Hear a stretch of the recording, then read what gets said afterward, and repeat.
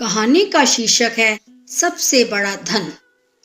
Please subscribe @सीमा मुदगिल। सबसे बड़ा धन विद्यार्थियों के लिए प्रेरणादायक कहानी। एक बार एक शक्तिशाली राजा घने वन में शिकार खेल रहा था। अचानक आकाश में बादल छा गए और मूसलाधार वर्षा होने लगी। सूर्य अस्त हो गया और धीरे धीरे अंधेरा छाने लगा। अंधेरे में राजा अपने महल का रास्ता भूल गया और सिपाहियों से अलग हो गया। भूख प्यास और थकावट से व्याकुल राजा जंगल के किनारे एक टीले पर बैठ गया। थोड़ी देर बाद उसने वहां 3 बालकों को देखा। तीनों बालक अच्छे मित्र थे। वे गांव की ओर जा रहे थे। सुनो बच्चों, जरा यहाँ आओ, राजा ने उन्हें बुलाया। बालक जब वहां पहुंचे तो राजा ने उनसे पूछा, क्या कहीं से थोड़ा भोजन और जल मिलेगा? मैं बहुत प्यासा हूँ और भूख भी बहुत लगी है। बालकों ने उत्तर दिया, अवश्य, हम घर जाकर अभी कुछ ले आते हैं। वे गांव की ओर भागे और तुरंत जल और भोजन ले आए। राजा बच्चों के उत्साह और प्रेम को देखकर बहुत प्रसन्न हुआ। राजा बोला, प्यारे बच्चों, तुम लोग जीवन में क्या करना चाहते हो? मैं तुम सबकी सहायता करना चाहता हूँ। कुछ देर सोचने के बाद एक बालक बोला, मुझे धन चाहिए। मैंने कभी 2 समय की रोटी नहीं खाई है, कभी सुंदर वस्त्र नहीं पहने हैं, इसलिए मुझे केवल धन चाहिए। राजा मुस्कुराकर बोले, ठीक है, मैं तुम्हें इतना धन दूंगा कि जीवन भर सुखी रहोगे। यह शब्द सुनते ही बालकों की खुशी का ठिकाना ना रहा। दूसरे बालक ने बड़े उत्साह से पूछा, क्या आप मुझे एक बड़ा सा बंगला और घोड़ा गाड़ी देंगे? राजा ने कहा, अगर तुम्हें यही चाहिए तो तुम्हारी इच्छा भी पूरी हो जाएगी।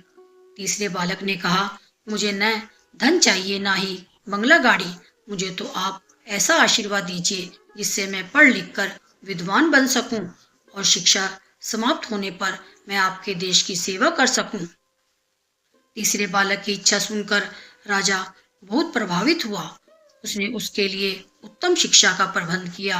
वह परिश्रमी बालक था, इसलिए दिन रात एक करके उसने पढ़ाई की और बहुत बड़ा विद्वान बन गया। और समय आने पर राजा ने उसे अपने राज्य में मंत्री पद पर नियुक्त कर लिया। एक दिन अचानक राजा को वर्षों पहले घटी उस घटना की याद आई। उन्होंने मंत्री से कहा, वर्षों पहले तुम्हारे साथ जो 2 और बालक थे, अब उनका क्या हाल चाल है? मैं चाहता हूँ कि एक बार फिर मैं एक साथ तुम तीनों से मिलूं।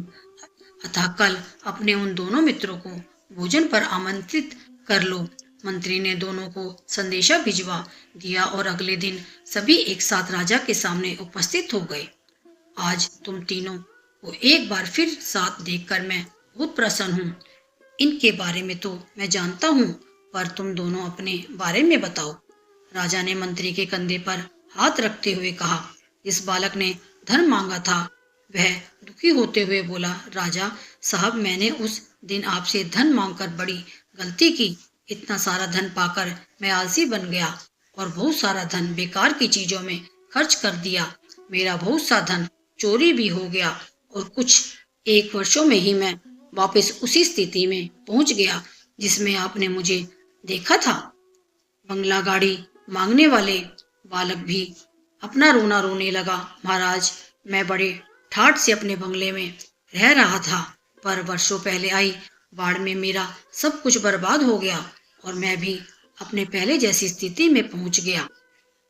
उनकी बातें सुनने के बाद राजा बोले, इस बात को अच्छी तरह गांठ बांध लो। धन संपदा सदा हमारे पास नहीं रहते, पर ज्ञान जीवन भर मनुष्य के काम आता है और उसे कोई चुरा भी नहीं सकता।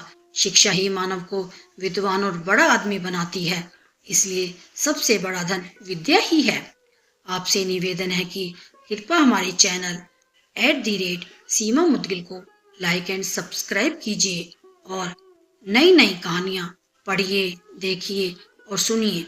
यह कहानियाँ जो कि उदाहरण के रूप में है, यदि आप अपने बच्चों को और समाज में सुनाते हैं तो निश्चित ही सभी का बेहतर चित्त और चरित्र निर्माण होगा। आपका बहुत बहुत धन्यवाद। आपकी सेवा में सीमा मुदगिल।